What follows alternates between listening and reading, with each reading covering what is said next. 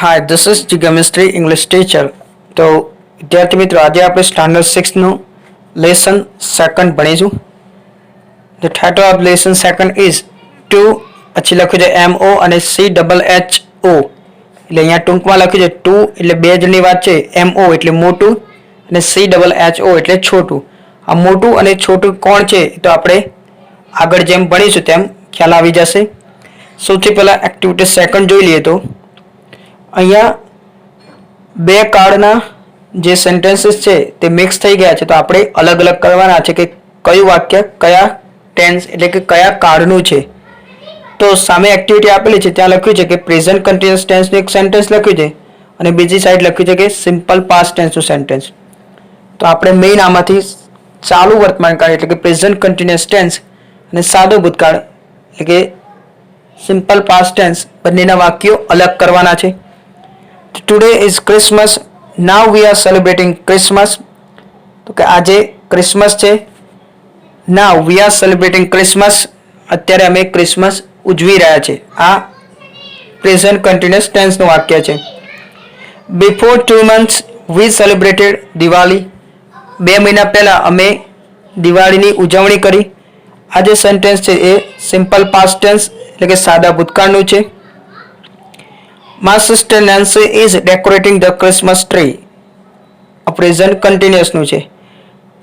મારી બહેન Nancy Christmas tree શણગારી રહી છે. My brother Darsil decorated our house for Diwali. આ સિમ્પલ પાસ્ટ ટેન્સનું છે. તો કે મારા ભાઈ દર્શિલે દિવાળી માટે ઘર શણગાર્યું. He was at home. આ પણ સિમ્પલ પાસ્ટ ટેન્સ, તે ઘરે હતો. Today Darsil is not at home. આજે દર્શિલ ઘરે નથી. He is in the hostel. તે હોસ્ટેલમાં છે. My mother is preparing a cake. Present continuous ટેન્સનું વાક્ય. તો કે મારી મમ્મી કેક બનાવી રહી છે અથવા તૈયાર કરી રહી છે. She prepared sweet dishes for Diwali. તેમણે ઘણી વાનગીઓ બનાવી હતી દિવાળી માટે. આ સિમ્પલ પાસ્ટ ટેન્સનું વાક્ય. We received Diwali cards from friends and relatives. Simple past ટેન્સનું વાક્ય છે. તો કે અમને દિવાળી કાર્ડ ફ્રેન્ડ્સ અને રિલેટિવ્સ એટલે કે સંબંધીઓ પાસેથી મળ્યા. We also prepared Diwali cards. Simple past ટેન્સનું વાક્ય. અમે પણ દિવાળી કાર્ડ તૈયાર કર્યા. My father helped us for that. Simple past ટેન્સનું વાક્ય. મારા પપ્પાએ તેના માટે અમને મદદ કરી. My father is helping Nancy now. Present continuous ટેન્સનું વાક્ય. તો કહે છે કે મારા પપ્પા અત્યારે નેન્સીને મદદ કરી રહ્યા છે. I am enjoying the music on the CD player. Present continuous ટેન્સનું વાક્ય. હું CD પ્લેયર પર મ્યુઝિક એન્જોય કરી રહ્યો છું એટલે કે એનો આનંદ માણી રહ્યો છું. I am also talking to you on the cell phone. Present continuous ટેન્સનું વાક્ય. હું તમારી સાથે ફોન પર વાત પણ કરી રહ્યો છું. Some friends and relatives visited us. Simple past ટેન્સનું વાક્ય છે. કેટલાક મિત્રો અને રિલેટિવ્સ એટલે કે સંબંધીઓ અમારી મુલાકાત લીધી. Nancy and I enjoyed firecrackers. Simple past ટેન્સનું વાક્ય. નેન્સી અને મેં ફાયરક્રેકર્સ એટલે કે ફટાકડા ફોડવાનો આનંદ લીધો.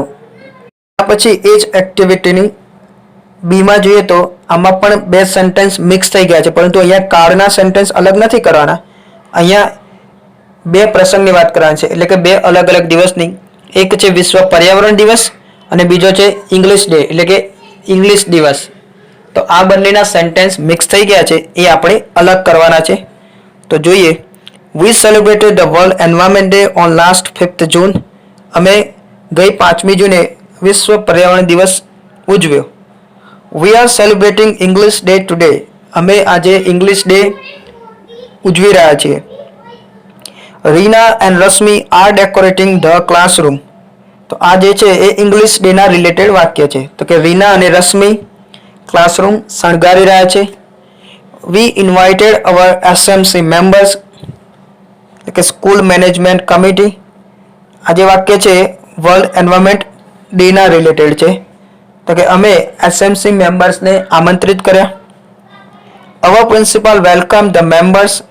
આ પણ વર્લ્ડ એન્વાયરમેન્ટ ડે વિશેનું છે. તો કે અમારા પ્રિન્સિપાલે તે સભ્યનું સ્વાગત કર્યું. Bhanu is talking with student of first standard in English. જે ભાનુ છે એ પહેલા ધોરણના વિદ્યાર્થી સાથે ઇંગ્લિશમાં વાત કરી રહી છે. આ પણ ઇંગ્લિશ ડેનું વાક્ય છે એના related. The students of first standard are smiling at him. તો કે પહેલા ધોરણના વિદ્યાર્થીઓ તેની સામે જોઈને હસી રહ્યા છે. તો અહીંયા આપણે જોઈ શકીએ કે આ પણ ઇંગ્લિશ ડેનું જ એના રિલેટેડ વાક્ય છે. વી પ્લાન્ટેડ સેપલિંગ્સ, વી વોટર્ડ ધેમ. અમે ઘણા બધા છોડ વાવ્યા. વી વોટર ધેમ. અમે તે છોડને પાણી પણ પીવડાવ્યું. ધ સેપલિંગ્સ આર ગ્રોઈંગ નાઉ. છોડ અત્યારે મોટા થઈ રહ્યા છે. અવર ગાર્ડન ઇઝ ગ્રીન નાઉ. અને અમારું જે ગાર્ડન છે અથવા તો બગીચો એકદમ લીલો છે. તો અહીંયા we planted saplings, we water them, the saplings are growing now અને our garden is green now. એ બધા વર્લ્ડ એન્વાયરમેન્ટ ડે ને રિલેટેડ કહી શકાય. ઓકે, એના પછી જોઈએ તો activity third. I checked it.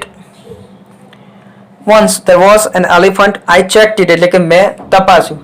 હવે જે ટાઇટલ હતું ટુ પછી MOCHO એટલે કે મોટું અને છોટું એના વિશે અહીંયા ઇન્ફોર્મેશન આપેલી છે. ફરીથી વાંચી લે તો once there was an elephant. એક વખત એક હાથી હતો. બસ સિમ્પલ પાસ્ટ ટેન્સ. જે પણ સ્ટોરી વર્ણન કર્યું હોય ભૂતકાળમાં એ બધું સિમ્પલ પાસ્ટ ટેન્સ જ આવશે. વોઝ વર યુઝ થયું હશે. તો કે એક વખત એક હાથી હતો. પીપલ કોલ્ડ હિમ મોટુ. તો કે પીપલ એટલે કે લોકો તેને મોટું કહેતા હતા. હી હેડ અ ફ્રેન્ડ. તેનો એક ફ્રેન્ડ હતો. He was a rat. તે એક ઉંદર હતો. His name was Chhotu. તેનું નામ હતું છોટું. તો અહીંયા આપણને ખ્યાલ આવી ગયો છે ટાઇટલમાં કીધેલું MOCHO મોટું એટલે અહીંયા એલિફન્ટ અને છોટું એટલે ઉંદરની વાત છે. બોથ છોટુ એન્ડ મોટુ લવ્ડ સ્વિમિંગ. છોટું અને મોટું બંનેને સ્વિમિંગ કરવી ગમતી હતી. વન ડે મોટુ વોક ટુ ધ રિવર. એક દિવસ મોટું નદીએ ગયો. હી એન્ટર ધ વોટર. પાણીમાં પ્રવેશ્યો. હી enjoy swimming for a long time. ને લાંબા સમય સુધી સ્વિમિંગનો આનંદ પણ માણ્યો. Than Chhotu also અરાઇવ્ડ there. અને એવામાં છોટું પણ ત્યાં આવી પહોંચ્યો. He looked at Motu and shouted. અને મોટુ તરફ જોયું અને બૂમ પાડી. મોટુ, come out for a minute.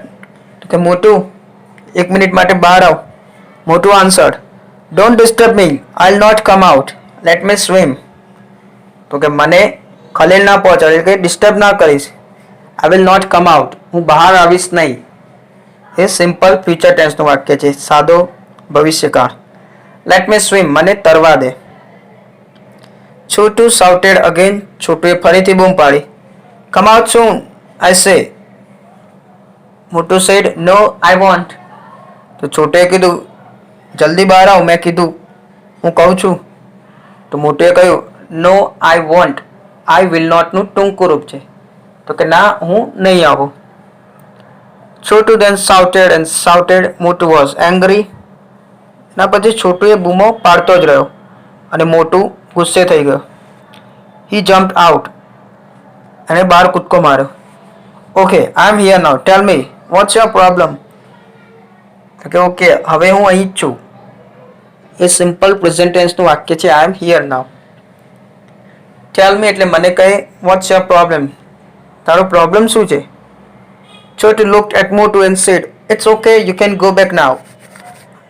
તેની સામે જોયું છોટુએ અને કીધું કે ઇટ્સ ઓકે, હવે ઠીક છે, તું પાછો જઈ શકે છે. આઈ એમ સેટિસ્ફાઈડ, ગો એન્ડ સ્વિમ.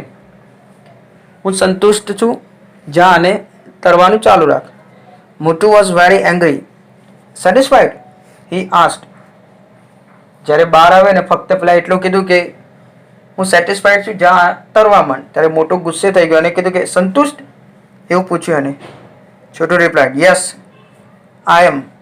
છોટું કહે છે હા હું સંતુષ્ટ છું. You are not wearing my swim suit. તે મારા સ્વિમ સૂટ નથી પહેર્યો. એટલે કે સ્વિમિંગ કરતી વખતે જે પહેરવેશ પહેરવાનો પડે એ. I just checked it. મેં ફક્ત ચેક કર્યું. એક્ટિવિટી 5 ધ રેઇનબો એટલે કે મેઘધનુષ્ય. Boat sail on the rivers. Sail એટલે હંકારવું મીન્સ હોડી ચલાવી. તો કે હોડી રિવર પર એટલે કે નદીઓ પર ચાલે છે. And ships sail on the seas. અને જે જહાજ છે તે દરિયામાં ચાલે છે. But clouds that sail across the sky are prettier than this. પરંતુ આ વાદળો જે છે આકાશમાં આમ તેમ જાય છે એ વાદળો આ બંને કરતાં વધારે સુંદર છે. PRETTY. પ્રિટી મીન્સ સુંદર. પ્રિટિયર એટલે વધારે સુંદર. એના પછી જોઈએ તો there are bridges on the rivers as pretty as you please. તો કે તમે ખુશ થાઓ ત્યારે સુંદર દેખાવ છો સેમ એટલે કે એવા જ પુલો નદીઓ પર હોય છે. But the boat that bridges heaven. પરંતુ જે ધનુષ્ય છે સ્વર્ગમાં મીન્સ સ્વર્ગનો પુલ બાંધે છે. And overtops the trees. અને ઝાડ પરથી પર પસાર થાય છે. And builds a road from earth to sky. અને ધરતીથી આકાશ સુધીનો રસ્તો પણ બનાવે છે. Is prettier far than this. અને તે જે છે એ આ બધા કરતાં ખૂબ જ સુંદર છે અથવા તો વધારે સુંદર છે. Thank you.